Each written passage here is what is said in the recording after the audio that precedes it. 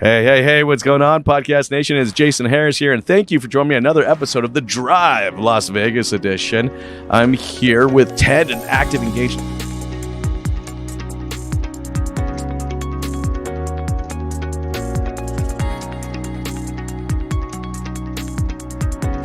Ted, thanks so much, man, for No, I taking really the time appreciate it. to come jam Thanks with for having me. This is so much fun. We got a chance. I know this is going to be a fun conversation for you guys to listen to because we got a chance to jam a little bit before we started recording. And this is going to be a fun one. But hey, man, we're here in Vegas. We're here. It's Vegas. It's happening. Right? This is it. Sensory overload. Like, just there's so much everywhere. If you've been coming enough, then there's a certain amount of that you expect. You do. You want it to get happen. slightly used You just to got to it. give into it, and that's it. Well, Ted, I love kicking off these podcasts with a little origin story. A, because I'm always fascinated, right? I don't believe anybody just wakes up one day and goes, yeah, I'm going to go spend the next 20 some odd years of my life in the automotive industry. So, like, how did you get started in this crazy little world we call the automotive industry? Well, it's. We were talking about this briefly a minute ago, and it is absolutely one of the three things that you mentioned. It was just a total fluke, sort of. I had been doing some other things. I was out of college, and I was trying to figuring out what I wanted to do, and I had worked as a developer. I had worked for a bank for a period of time. I had done some commercial real estate, and I ended up starting this company with a guy that I had put into his space for commercial real estate that washed cars on dealership lot. And so what we ended up doing was I made a deal with him. I said, if someone doesn't buy it, then let me know. I'm going to load like one of these big exterminator tanks in the back of a truck and fill it with purified water, which is one of the things that this did. And then I'm just going to drive it around, and I'll just drive the truck around, and I'll wash cars at multiple lots instead of you just selling it to the one. And so I started washing cars, even though I had just recently been working for a bank. And that sort of snowballed into leasing get ready guys back to the store and moving guys around, and I had a bunch of trucks, and I love it. It was just this really bizarre thing that kind of came out of nothing like that. And then I ended up getting kind of picked up by AutoNation. And from there, that was sort of where I kind of left the dealer side of the business. I was a dealer. And that's when you kind of cross over to the vendor side. And that's when right? so you came over to the dark side. That's it. I think that's right. That sounds right. Look, I got to work with this amazing team at AutoNation that happened to be like everybody on the team. They were so smart, and they just knew so much. I mean, you could just learn just by walking in the door. And they had this thing where they were trying to sell cars over the internet, and I had operational experience and I had development experience, so I was kind of like a middle person. Yeah, you were like a Swiss Army knife at this point. So that was good for me and for them. And it was super successful, and then we started to get like attention from outside. So that's when it kind of started. You got bit by the bug when it comes to kind of the internet side of it, the digital side of it, and the communication portion of it. That makes sense. And so that became a very big deal, and I started looking at other things in consulting, and then I started finding niches. The first company was you're just a problem solver. I think that's so then I agree 100%. I mean, I look at it the exact same way. It's just like, and I am one of the first ones that will. I can fix that. Here, watch this. Doesn't always work for me, anyways. But you learn. But I learned. So what was that aha moment then with ActivEngage? What was the problem that you saw, and you're like, hey, there's a way this could be solved? What we were looking at that time was we knew that everything was starting to evolve. You were starting CRMs now were becoming more commonplace. Email was becoming more commonplace. Customers were accepting of that vehicle to be able to interact and stuff. And there was a lot more digital presence, and websites were now proliferated pretty significantly across dealerships. And there just wasn't, they were getting online, and there wasn't a way to communicate through that medium. So you could get online and you could send an email, which may or may not get responded to in a day, let alone. I was going to say never in a timely manner. Right. And the other thing that you could do was you could call. So you could just pull a number off the website and call, but you could do that. That didn't really feel very digital, and it also made you change mediums because you were getting off the computer, right? So we kind of looked at it and said, what I think we need to do is train both the customers and the dealers to communicate through this internet service. And have these conversations. Especially at that time. I mean, it was just, it was all of a sudden people are starting to grasp the concept that, hey, I have my physical lot, and then there's this digital lot. Right. And I'm getting more people visiting this lot than that lot. How do I, it's not that I can just go outside and shake their hands and say hello, right? Right. Well, I mean, it was the difference between having a billboard and having someone that you could come up to and shake your hand and ask a question. Yeah. And so that was really how we looked at it. We were saying, websites are great, and they're great to engage, and they're great to get reference information, and certainly someone can submit something to you and you'll get it. But what if you could make it walk and talk and actually interact with the customer? Mm-hmm. And so that's what we wanted to try to do. And so our initial look at this was, let's just help the customer. They don't know what they're doing. And all this stuff is fairly new. And we want to kind of help them through the process. And we can talk them through this. And, I had been training a lot of people how to handle phone calls, how to handle the kind of communication you would have through emails and things. And it's different, right? Everything is different. All that communication, depending on the medium, you're going to act or interact in a different way. Yep. And so we're like, this is a new way, and this is a new thing. So it's not just that you can pick it up and go, oh, anybody can do this. Mm-hmm. There's a way to do it, on top of the fact that you need the technology there to be able to do it. Well, I remember the first time I saw kind of this live chat function. It actually wasn't on a dealership site. Mm-hmm. It was 2009. It was, I don't even remember the site, but it was an entirely different vertical. But I was like, whoa, hold on. I can click a button and someone's going to... talk to, we're gonna have a conversation, and I don't even remember the site, but I actually do remember clicking the button and just seeing if it was a real thing, right? And I was just like, and you know what, the funny thing is, at that time I was a general sales manager, right? I was a general sales manager. I think the following year I'd become a GM at that point, and but I'm like, you know what, I gotta do this, and this was, you didn't have support. It was it was something that you could set up. It was a piece of script that you could put on your website, right? But then you had to be there. Yeah. If something came in, and in fact, I even remember it actually rang like an old dial phone, and it was in my office, and people were getting so annoyed by it because it was constantly going off, but it was just it was just this. I mean, I was just blown away. It was just this amazing experience, right? It was just somebody's out there on my digital lot. They can hit this button, and we can actually get into some real conversation. Yep. And and I honestly, at that time, I was like, guys, this is changing the world. You have to look at this. And for some people, I think it did. I think for some people it did. I mean, for me, it did. Yeah, exactly, right. But the impact of it, I think, can't be ignored, and you can't really get away without it now. And we're quite pervasive across marketplace sites, OEM sites. We actually supply leads to about 14,000 of the franchise dealers, right? And so I think it has significantly to do the problem that you described. That was the other thing we were trying to solve for, which is you can't be there all the time. You're already having to deal with people handling phone calls that you like and don't like the way they do that. Now you're going to write it down and give it to the customer so that they can come in and go, yeah, they didn't just say that.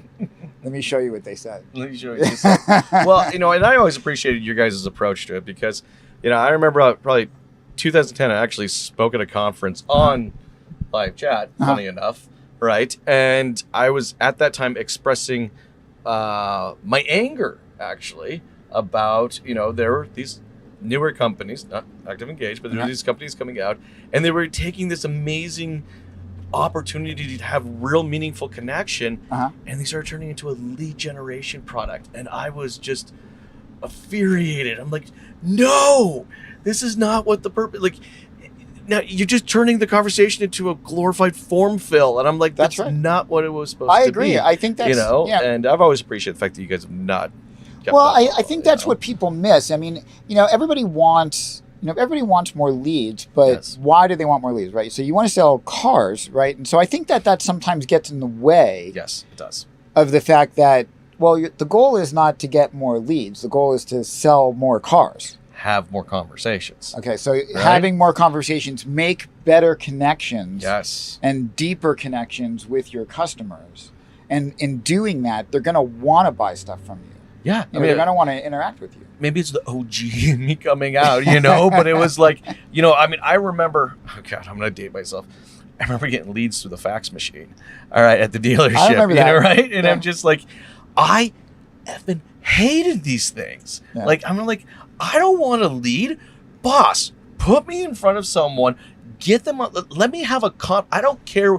I'll smoke signal the conversation with them. Right. All right. But get me into a conversation, because in the conversation, I can sell something. Right. All right. But when I have this, at the time it was fax, I had this stupid machine that's creating this gate between me and connecting this other person. It just made me angry. And that's what live chat just got me so jacked. I was so excited. I was like, okay, I can connect with them, have meaningful conversations. Well, and that's why we only offered it as managed. We didn't come out with offering it for the dealership until a little bit later, because we felt, look, this is going to be different kind of conversation. Well, and it takes a different person. I mean, that was the thing. It takes a different person. I think you also, there's a big value in also handing it off to the next guy, next guy up the ladder, right? Yes. For the customer. Now they feel like, oh, I'm getting someone who's got even more information and who can help me even more. It creates a really clean experience. It does. Right? You know, and I think for the most part, I mean, that's how consumers are, but that's what we're used to anyways, right? I mean, that's the path of any other type of support conversation that I go into, right? Right. You know, is that as long as I get directed to the person that's ultimately going to answer my question or get the information I need, that's all I care about. Right. You know? But that was in the beginning. So now, you know, fast forward to where we are. So now we're all of those guys. Yes. You know? So now we're taking these conversations. In the beginning, it was that way, and we wanted to get as far through as we could, but we had limitations on what data was available, what vehicle information was available, what inventory information was available, and what the dealership's process was, what their schedules were, who people were there. That's right. Yes. Now, because of other people's technology as well, you know, we're able to know what all these things are. So, you know, you can chat with us, and we know the difference between shop time for an oil change and a transmission change. Yes. You know, and we can get you your loaner car or a rental car. We know all the different features and functions of every asset within a vehicle. We know what the inventory looks like. We know in most cases, you know, if it's an inbound vehicle or if it's sitting on the lot, or so the conversations become much more elaborate. And at the same time, we want to keep these conversations super simple, right? So we're not there to confuse the customer. You know, we're there to answer questions, and you kind of have to get like very engaged and interested in what the customer's trying to accomplish, and let them try to accomplish that with you.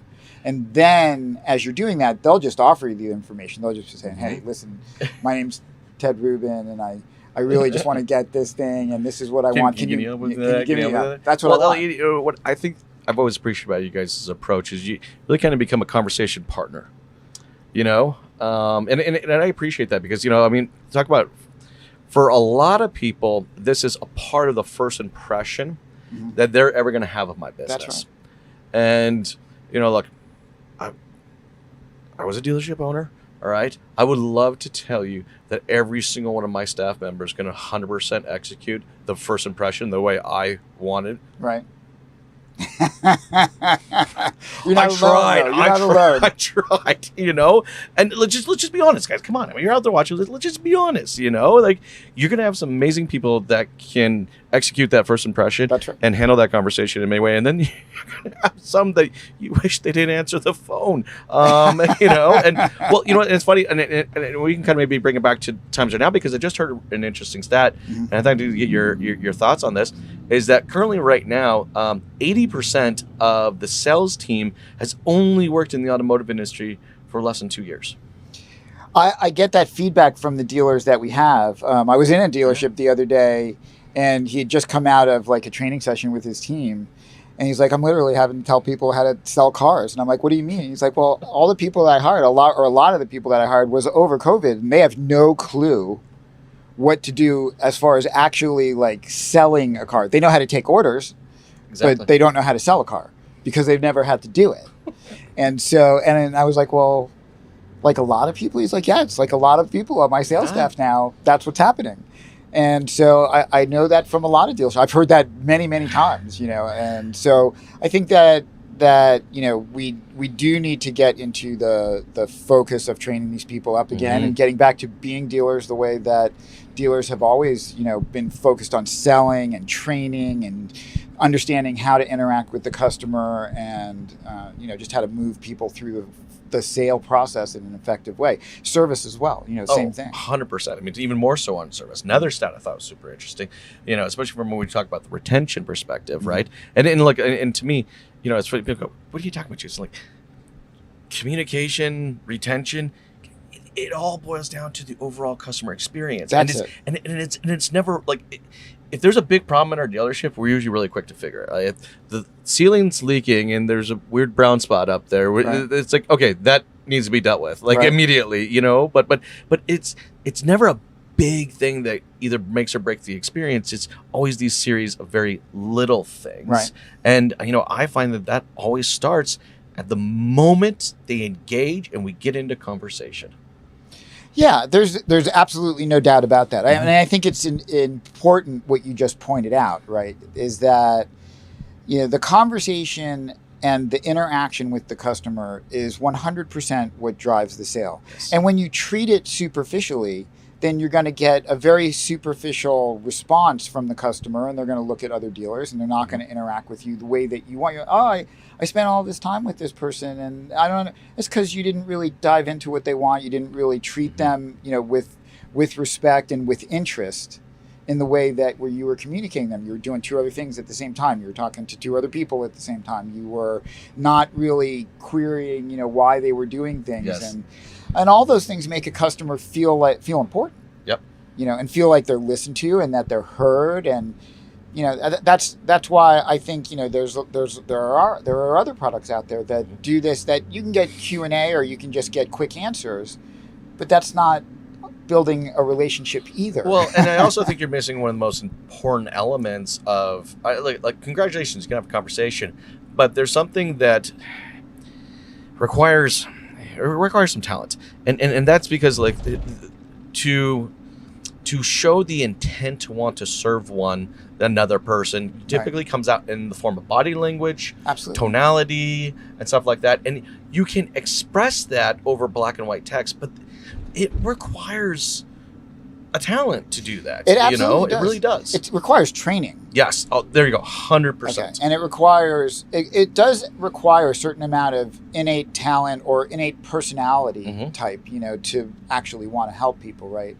And so you have to understand that what you're doing, and it has to be meaningful to you, that you are trying to help this customer. Yes. You're not trying to beat them to death to get the information out of them. You're trying to help them. Yeah, I'm not just trying to do a Q&A at this moment. It's like I am trying to actually show that I am here with the intent to serve you and what you're looking for. That's what it is. And I think that where things get lost is, I got what we talked about before. I got X amount of leads, or I was able to get that guy's information. Okay, but do you think they're going to come in though? Like, are they going to come in and buy? Did you create an environment for them where they're like, oh yeah, I want more of that? Or did you just get the information, and now if you try to contact them with that information, they're never going to take your phone call because you didn't handle it well? Exactly. And those are massive points of interest that I think that a lot of people, I think lots of people don't. But there are absolutely people who miss it, and they're like, well, I think anybody can do it, or I can just put Bob over there and he'll, handle these kind of 100%. Conversations, or, we can just have, a reference sheet there, or we can just have a computer talk to him, for whatever. Yeah, and I'm not against AI or anything like that. I think that actually, we use AI and we do other things, but when it's with the intent to enhance a people in a process. That's it. I am pretty open, and I apologize if you're one of the vendors out there. But I'm very, very open about AI is not, we're not replacing people. All right. I don't give a crap who says what out there. This is a people business. All right. We should be utilizing amazing pieces of technology like this to enhance our people, to make more efficient processes, never ever to replace. Yeah, it's an asset, and it can make you very effective, actually. Yes. But it can make you effective. Mm-hmm. I was talking to a friend of mine just earlier, and I was like, AI, I think, has gotten this weird, because you can talk to it, they're like, oh, it'll just have a conversation for you. And it's like, well, that's not really what it's for. And I'm like, it's going to be great. One of the places that that many have talked about that is going to be really significant is the medical industry and for diagnosis, because it can take in all this information and it can look at a lot of different information and kind of try to help you assess, what kind of disease or what needs to be done or what kind of surgery should take place. And if I was a doctor, then I would absolutely have a tool like this to help me assess that. I know that none of my patients would go, I don't want you, I want the AI to operate on me. That's not happening. No. And it's the same thing. I mean, you want to have a way to have assistance and to get, a much more effective, much faster way to deliver information. But if you think that the conversation through a chat is just to deliver information and not to have a conversation, build a relationship. It's the intention behind it. Yeah, it's the intention behind it. And I do look. There's some amazing, and you know who you are if you're watching and listening. All right, there are some amazing dealers. I see one of them. You see one of them right there. He is in the corner. But no, you know who you are, right? You took an amazing piece of technology like ActivEngage and you used it with the intent to not only just enhance your team and the overall experience, but you use it with the intent to connect. All right. That's right. And then there are some of you out there that still use this as a lead generation tool. But lead generation was just a byproduct of this. It wasn't necessarily the intent behind it. Yeah, I agree. It is a byproduct of it. I think that it was a necessity because you had to build a value to the dealer that was tangible. You had to continue the conversation. Yeah. Right? Well, because the conversation kind of, not the case anymore. Yeah. We're going to get into this too because this is really my favorite topic, right? But the conversation kind of lived and died on that desktop. Right. And of course, yes. Now you got to drag that into your CRM and kind of continue the conversation there. You guys have flipped that note. We're going to talk about that. But I think you need to, look, when we first started, there had to be some tangible way to assess, is this working? 100%. And so a lead was this derivative piece that came out of the conversation that you go, look, we had the conversation. This is the guy, he should be coming in. We had that part of the conversation, or, this is what he wants and you should follow up on him to make that. So we're satisfying this customer. Here's the proof that we did that. And then your success in selling them is going to be the proof that we did a good job at what we told you we were going to do. And it somehow turned into more and more leads. Give me leads, give me leads, give me leads. And not, give me the best leads or give me the leads where, it's not really, I just need customers that are going to buy. I don't need a lead. I need a customer who's going to buy. And so and there's no question that the most successful dealers, the most successful businesses that are selling things to people are the ones who constantly have customers coming back and back and back and back again. If you just whack them over the head with the biggest number that you can possibly hit them with, then they're not coming back to you. They may buy the one, but that's going to be the one, and that's going to be it. And so it's giving this customer, number one, a medium that is their choice. Yes. That they can interact with you the way that they want to. They know that you have a phone number. They know that you have a website. They know they can fax you probably still somehow. They can email you if they want to. Actually, that's a good point. I'm trying to think, do I still have a fax machine in a dealership? I mean, if you do, in the comments, please let me know. I'm just curious. But okay, so let's talk. Actually, I love the fact you brought up the fax machine because there's been a lot. I do love fax machines. Okay. But we've had considerable technology advancements, and what you guys are doing from an SMS and a text message perspective just honestly just gets me excited, right? Because again, this seems like this was that next level, this was that next evolution, right? I mean, yes, we can take this conversation and still put it into the CRM, but now this conversation doesn't die, it stays there, it continues to live via text message. And for the people that are watching out there and listening, don't know what we're talking about. Can you kind of give me kind of that rundown? Yeah, I mean, it has to kind of live for a while because people interact with their phones and they'll interact for periods. I mean, I do it. I'm sure that you do it. And you interact for periods and you have a certain amount of intensity for a period of time. And then that's it for a little bit. Or you get busy with something else and go on. But it doesn't mean the conversation stopped. Nope. It just means that I stopped having the ability to pay attention to it for this period of time. And so, one of the things that's super important when you're doing texting versus chat, which is on the web. Yes. So SMS or just texting or however you want to phrase it is something that, this customer is going to interact with you. They may stop. They may come back an hour from now. They may come back a few minutes from now. They could come back tomorrow. Certainly there's a point where you want to close out that particular conversation, and then start another one if it's going to happen, 3 days from now, 4 days from now, something like that. Well, and at that point, it could be an entirely different conversation. That's right. Too. It's a different conversation. But, you need to be able to follow that through and understand what it is. And, really the way that we even look at all of this now. So all these conversations are kind of converging on each other. So we're trying to track, we are tracking when there's a chat conversation. So something that's on the web for something, social media conversations. So I know that you chatted with us on the website, or you chatted with us on something like AutoTrader, and then you went to a Facebook ad, or then you went to a Google ad, and we had those social media conversations with you, and I can see these historical things that are there about the conversation. Just it arms me as the user to just have a better educated conversation with you, because I now have this level of insights. You have all these insights, and let me tell you, these conversations are different on different platforms. Totally customers go there for different reasons, and so the questions that they're going to ask are going to be different. Yeah, imagine if the conversation starts, let's say, on Google My Business.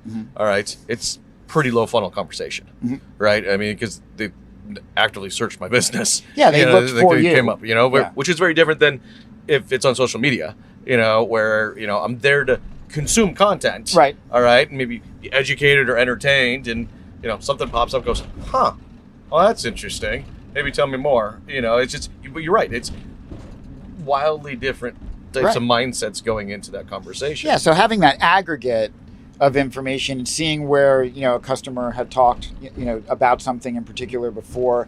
Yeah, I mean, and there's an art to knowing what you can talk about and what you can't talk about, and how you kind of bring the use of that information. I shouldn't say, hey, Bill. So I saw you were looking on Facebook, and I saw you clicked over to this vehicle, and yes, this is it. I know you're looking at the vehicle right now as we're speaking. And you were here, here, and here. So I shouldn't say that, right? No, you shouldn't say that. Okay, right, I would say enough. that would be bad.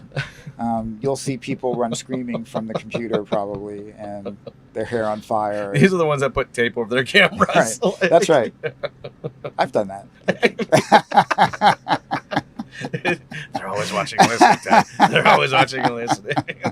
But no, I mean, just seriously though, to me, the cell phone, the text message, it's the holy grail of communication. And the reason I think of that is, like, I only text the people in my inner circle.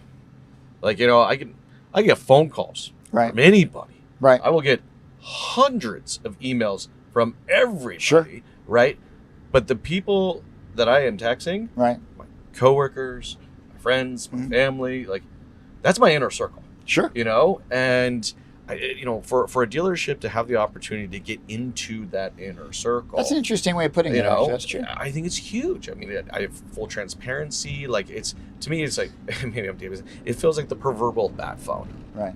Well, you remember the bat it's phone, like right? the bat phone, right? Like, little just box. Like, there's little boxes, and you flip it open, and I'm like, Batman.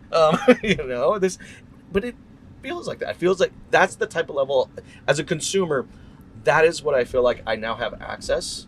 You don't just have access, you have control. There we go. Okay, so as a consumer, you get some control over, or at least perceived control over what's going on. And you do. I mean, you have, it's not as instantaneous or abrupt. So there's not an expectation. If you're in a chat and all of a sudden the guy stops talking to you, chatting with you, or if you're on the phone and that happens, then instantaneously. It's like, wait, what? Hi, why did you go away? Where is that? What's happening with that? But you could go a whole 24 hours and wait for a response from someone. Of course. And on a text, you wouldn't want to do it as the dealer. Certainly, you would want to be able to respond right away. But in getting something back from the customer, it could take a while. They could get involved. With something. Yeah, I mean, I think even as a consumer, I mean, I don't know if I would necessarily expect that instantaneous reply. Right. It's just more like, and you said it earlier. I want to engage with you when I have that moment to engage with you. Where you can focus on it. And, and maybe it's just more of almost going to get my thoughts and questions out of my head. And if you reply to me in the next few hours or whatever, the next business day, as long, it's like, oh, okay, but I can re-enter into the conversation when, again, that's right. I have that moment. I mean, that's usually what happens with text. And it depends on the consumer. There's different, it depends, are they a digital native? Is it someone who's totally used to that? They're like exactly what you described. If it's someone like me, then I'm like, answer me now. I want the answer now. No. So, but but it also depends on the vehicle that you're using, right? So chat, much more instantaneous. Yes. Text can take a little bit longer and stuff like that. What I don't want to see is 3 dots, for the next 20 minutes. Right. I hate the dots, Ted. I hate the dots truly when they just sit there. I hate the dots. Yeah, I don't mind the dots. I know you're doing something. Yes. But I want to know that there's going to be an end to the dots. Yes. That they're actually going to materialize into some sort of a statement. Yeah. Right? I love it when they pull up and here comes your dots went away. Yeah. What the hell? Oh, wait. It's back. Here we go. Was that aggressive? Okay. So no, I agree. But that's also why, look, I mean, with the texting stuff, so that's why we're trying to move people now from these, the density of these phone calls.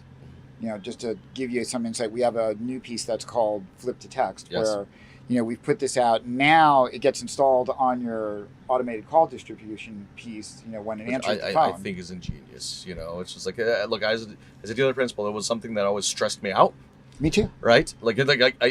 It legitimately stressed me out, but also from a staffing perspective, what do I do? Bring 4 more people in during that 1.5 hour period, and it may not solve the problem either. It's like, yes, so like I being able to call in, all right, hit number 2 or whatever one it is, and convert this conversation over a text. That's right.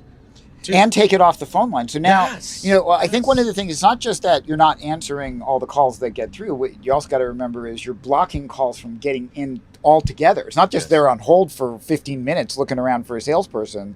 If I was a service advisor, I'd love you. Well, I mean, but that's always absolutely. Especially on the fixed ops side. It's just like it's like. I was a service director for a while. I trained service advisors, and that call always comes when you don't want it to come. Right. You're sitting there trying to check someone out on an $1,800 bill, and it's just like, stop ringing. Exactly. And how great is it, though, as a consumer, to be able to, the first person you actually connect with, they can solve your problem. Yeah. Right? It's not going to be, you're not going to get transferred. You're not going to get moved around from one guy to you should be with Bob, not with Cindy, and whatever. That doesn't happen at all. So does the first person I have a service question. I can handle that. No, I'm sorry. It's a sales question. I can handle that also. Well, okay. Well, I want to find out if you have this car on the lot. Oh, well, I can tell you if it's on the lot. Let me tell you, and I can look at it. Can you tell me what other cars you have that are like? I can tell you all of that as well. What an experience, right? Yeah. What an experience. That's what you want. I mean, when a customer calls, they're reaching out, and then you're going to go, not now. I'm too busy. Let me put you on hold. Well, it's like forms on the website. Yeah. All right. If you want to talk to me, I'm going to need your first name, last name, email address, shoe size, blood type, and firstborn. Right. All right. Yeah, that's going to submit something. Right. I may or may not get back to you. Yeah, there's a guy in the North Pole who's responding to all of those from 100%. All the dealerships. Yeah. And if I do get back to you, it's probably going to get back to you with a thank you for your inquiry. Right. All right. Somebody will be contacting you when the hell it's convenient for us, not convenient for you. Right. Not through the same medium either. Yes, they're going to call you. They're going to call you. Yeah. But no. Look, I think you can hear me and Ted talking, guys. If you're out there watching and listening right now, the bottom line is you gotta get serious about this, right? You have to get serious. Your communication is one of the most key elements, the first impression that they're ever going to have of your business. It sets the stage for everything, and it just shows how much how you intentionally want to serve the customer. To me, it speaks volumes. Like absolutely, if someone is giving me that option to engage immediately, all right, let me ask the questions, and to your point, have the right person to answer it. Right. God, that's the company I want to do business with. I think that's why you see so much of it in industry and business, all kinds of commerce and stuff like that, is because everybody knows that you have to satisfy the customer the way the customer wants to be. You can't tell the customer you're satisfied. Exactly. I solved your problem. I solved your problem. So, I answered your question. You asked if it was blue. I said it was. That's right. You can go now. You can go now. Right? No. It doesn't work like that, And it's interesting to me, and a little upsetting, but it's interesting to me when dealers or whoever look at it and they're like, no, that's what we do. We know when they're satisfied, and we know what they need, and okay. I mean, I don't. You're meeting the customer where the customer wants to be met. Right. Right. And anytime you do that, all right, you instantaneously create an experience that is just going to set people up above and beyond. Right. If you're going to force me to communicate with you in a way that's convenient for you, that's not the company I want to do business with, you know? And Yeah. it's just, you know, I even think this back to just when I just recently bought a house. Mhm. I will tell you right now, 98% of that conversation was done via text message. You know, it's just because I'm working and then I had house mode, you know, Right. it was just that kind of back Well, I and mean, I forth. think it's all about the luxury of service, right? I Yes. mean, and it's not an expensive. It's not about the cost or the relative expense. I want something that's expensive. It's about. I mean, if you were checking into two different hotels, and one of them has three receptionists, and they Yes. can all check you in. One of them has one, and you're standing in line. It's the exact same amount of people at both. Same hotel, same everything. You're going back to the one that you got serviced best. Yeah, 100%. That's it. Okay, the rooms are the same, the hotels are the same, they're the same distance from everything. But I have the perception that they cared more about me. They cared more about you. That's why I'm going back to that one. And that's what it's all about. It's about 100%. how much you show that you care about the customer. That's what continually brings them back. And that's what makes them say, absolutely you know what, you get crappy service, you should go to my guy. You should go to my dealership. Right? Because we have that's my right. guy. That's right. Right? He's They- actually probably saved. That's exactly Well, it's the same thing. Like, I got my plumber, right? I got my heating and AC guy, That's right. right? He's actually in there as my heating and AC guy, you know, and here, just text him, you know. It's funny to me because we talk about this and as we're kind of joking around about it and everything like that. But I mean, that is the reality of the situation. People want to 100%. feel like I have a connection and that I've made a connection with someone and what they're doing for me is really good. So good that I want to recommend it. And then I want to get kind of the accolades for doing a good job for somebody else that's a friend of mine that Well, I 'cause- recommended them to this dealership. We want to, when we have great experiences, it's in our nature to want to share those That's right. experiences. We were just talking about sushi restaurants that we really like. Yeah. It's just like, you have that great experience. You want that other person to go have that great experience That's exactly too. right. That's what it comes That's down exactly what it is. I mean, and it's 100% about the experience that you're having, and whether you feel like you're getting service, where you feel like you're getting respect, treated well, that you're being thoughtful, or if you feel like you're being processed. to. God, that's the worst feeling, isn't it? It is. You know, and everyone out there, you guys, you're consumers too. You know when you're being processed versus when you're being taken care of. Look, Ted, I know we're getting towards the tail end of our time today. I'm confident we could easily go a lot longer. This has been seriously awesome conversation.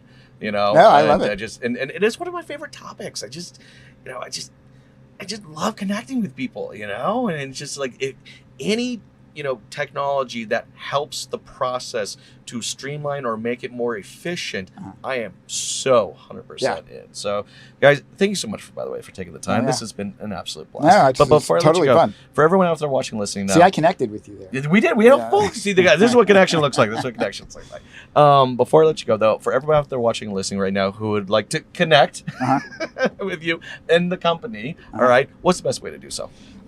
Come to the ActivEngage.com website. Mm-hmm. All my information is there. My leadership is there. You can connect with us that way. You can send something to ted.rubin, R-U-B-I-N, at ActivEngage.com. You can track me down. You can tackle me here at NADA, whatever you want. Awesome. Always looking forward to it. Thank you. Thank you very much.